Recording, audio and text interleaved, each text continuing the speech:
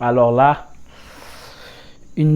encore une défaite aujourd'hui. Un Barça, je trouve vraiment qu'il n'a pas été à la hauteur du Real de Madrid. C'est vrai, beaucoup de personnes vont dire que non, le Barça aurait pu gagner ce match, mais personnellement, ce Classico a été plutôt un échec. Voilà.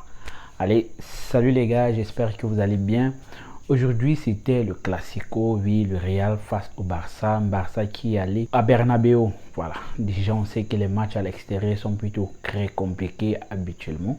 C'est vrai qu'il y a eu des fois où le Barça est allé gagner à Bernabeu, mais aujourd'hui ça a plutôt été différent. Voilà, on a un Barça, on se disait à la base, un Barça remanié avec la présence de Lewandowski, de Rafinha, qui moi je pense qui ont été les seuls recrues offensives qui ont joué aujourd'hui. Rafinha et Lewandowski et aussi Dembélé.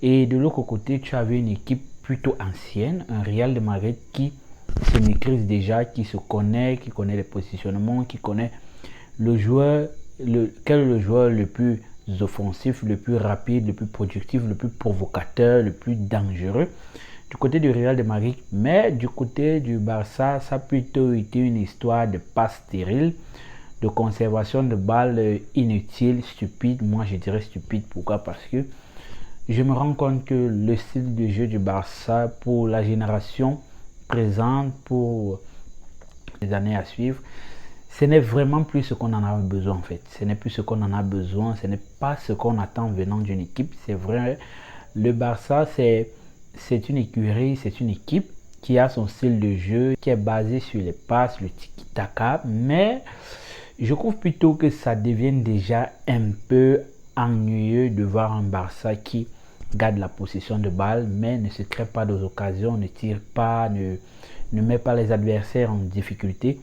mais qui décide de conserver le ballon. Alors, aujourd'hui, comme je vous l'ai si bien dit, j'ai plutôt été vraiment déçu par la prestation du Barça dans l'ensemble du match. Déjà, au niveau du 11 en camp, j'ai été encore très surpris de la place de Busquets. Je me disais que Busquets aurait été remplaçant vu déjà sa prestation face à l'Inter de Milan. Mais Xavi, comme d'habitude, qui selon lui, Busquets est un joueur très fondamental. C'est à travers Busquets que l'on veut lancer le nouveau projet. Et on retrouve encore Busquets en numéro 6 qui, moi, malheureusement, malgré ses touches de balle, il n'est vraiment plus productif. Voilà. Il n'est vraiment plus productif. Il est déjà lent au niveau de la prise d'information, au niveau de ses déplacements, au niveau de ses marquages.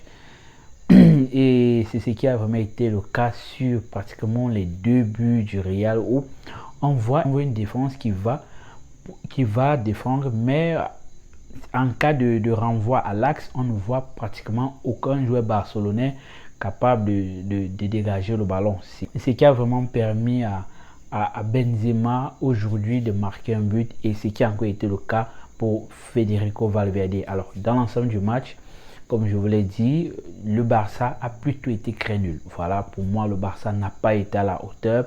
Un Ter Stegen qui s'est vu subir la pression adverse et un Real de Madrid qui a vraiment plutôt très bien usé de ses occasions, qui a très bien utilisé ses temps forts. Voilà, d'un côté, tu vois, il y a un Vinicius pour le Real de Madrid qui vraiment, il sème la terreur. Voilà, Vinicius aujourd'hui sème la terreur. Il suffit juste d'un petit espace, un espace. Il suffit d'une petite erreur du défenseur pour voir Vinicius vraiment te corriger.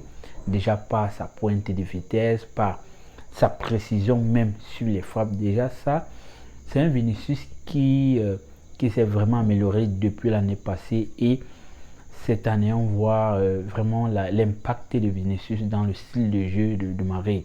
Alors, de l'autre côté, je m'attendais aussi à la réponse de Ousmane Dembélé ou de Rafinha, mais malheureusement Rafinha aujourd'hui m'amène à me poser la question, c'est vraiment un Brésilien pur? Parce que moi je sais, tout le Brésilien a le sens du but, le sens de la créativité, le sens de la vitesse, le sens de la provocation, l'individualité.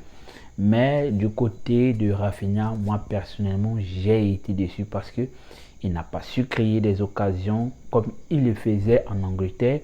Il n'a pas su créer des actions, ni des frappes à distance, ni des enroulés, mais plutôt des débordements qui n'ont pas plutôt réussi pour lui aujourd'hui. Et tu vois de l'autre côté Dembélé, pareil, avec ses multiples erreurs.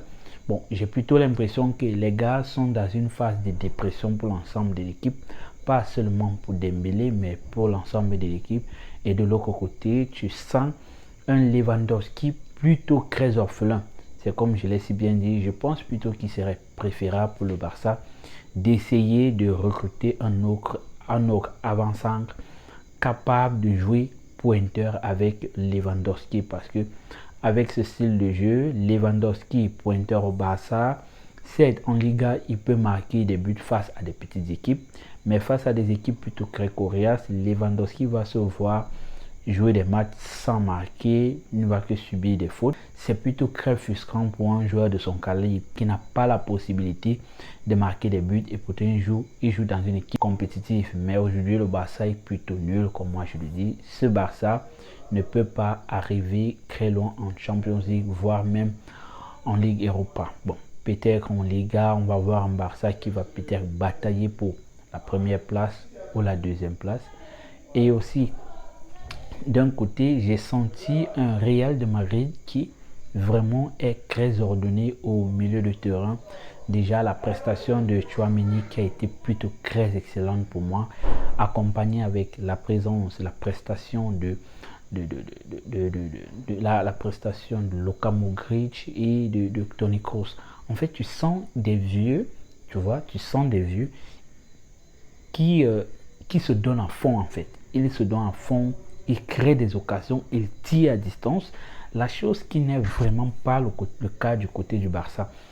Je ne vois aucun joueur barcelonais, aucun avant-centre ou aucun ailier, aucun milieu de terrain défensif comme offensif, défenseur, fait des frappes à distance. Je pense que c'est un plus que détient les joueurs du Real de Madrid, qui ont la possibilité de faire des frappes à distance. Ils ne sont pas basés par un ensemble de passes plutôt stériles qui n'aident pas l'équipe à marquer des buts, parce que l'objectif, il est très important de le rappeler, c'est de marquer des buts et non essayer de marquer de très jolis buts avec une très belle construction de jeu. C'est plutôt marquer des buts, mais du côté du Barça, tu vois une équipe qui n'est que fondée sur des passes que je dirais stériles, des passes inutiles, des passes qui n'aboutissent à aucune action, à aucune tentative de frappe.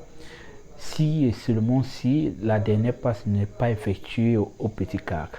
Mais malheureusement, du côté du Real, comme on l'a si bien vu, une équipe qui tente, une équipe qui propose, une équipe qui amène plus de possibilités, qui apporte plus d'initiatives, plus d'options au niveau du marquage, au niveau de la création, des actions, qui n'est pas uniquement faite par des avanceurs, mais aussi par des milieux de terrain.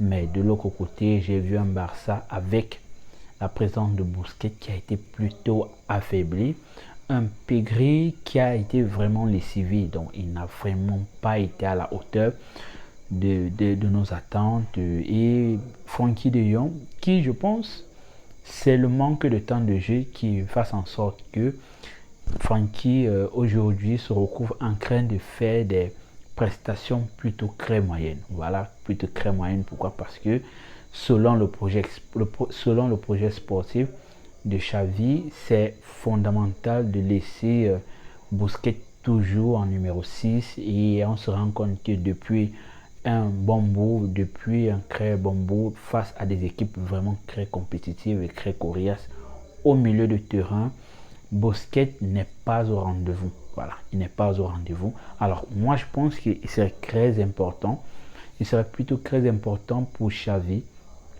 de commencer à vraiment mettre en place son projet. Est-ce qu'il est nécessaire de toujours continuer avec les vieux, ou de donner maintenant la chance aux jeunes parce que au Real de Madrid, bon, je ne vais pas parler du Real de Madrid puisque moi je suis barcelonais.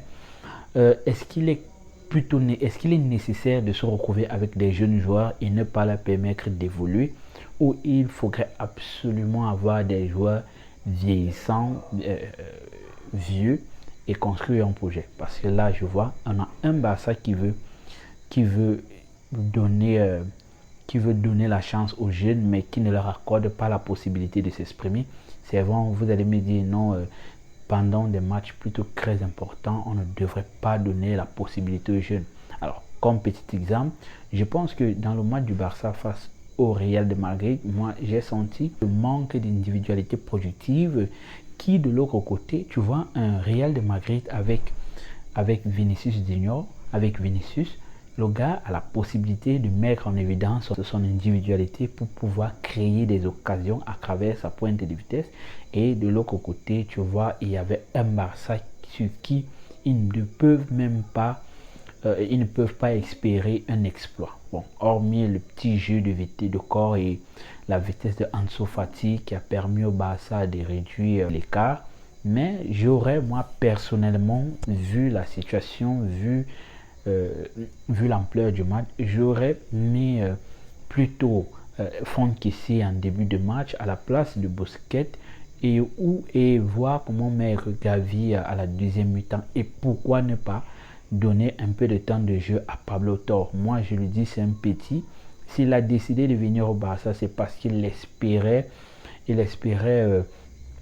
s'améliorer et jouer des grands matchs. Mais malheureusement, on n'a pas encore vu un Pablo Torre dans des grands matchs.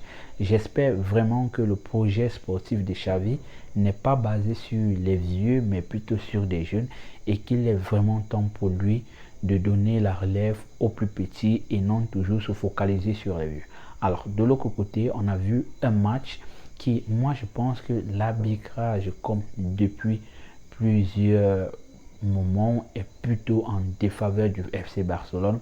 Pourquoi? Parce que il y a des fautes qui peuvent être sifflées par des arbitres, mais ces fautes se retrouvent en train d'être oubliées ou ignorées par le staff arbitral. Mais lorsqu'il s'agit des équipes adverses, elles sont toujours reconnues, elles sont toujours vérifiées et c'est quelque chose qui impacte aussi un peu certains résultats du Barça depuis le retour de la trêve internationale. Si la faute sur Lewandowski avait été sifflée, cela aurait pu changer la dynamique du match, mais malheureusement c'est pas à moi de décider si une faute doit être sifflée.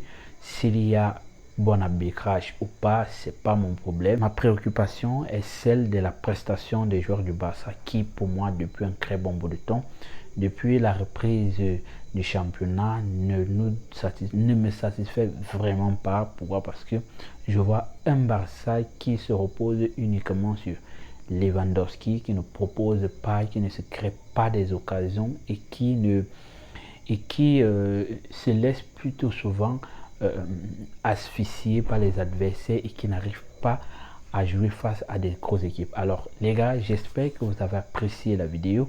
C'est vrai, le match a été plutôt une déception pour les supporters barcelonais. N'hésitez pas à me dire dans les commentaires quelle est la solution à apporter au système de jeu de Xavi. Est-ce que son projet sportif est vraiment cohérent ou est-ce qu'il devrait uniquement et est-ce qu'il devrait déjà le mettre en exercice ou toujours se focaliser sur les anciens joueurs? Alors, c'est la défaite, c'est le football, acceptons la défaite et commençons déjà à penser au match suivant. Allez, yo tout le monde.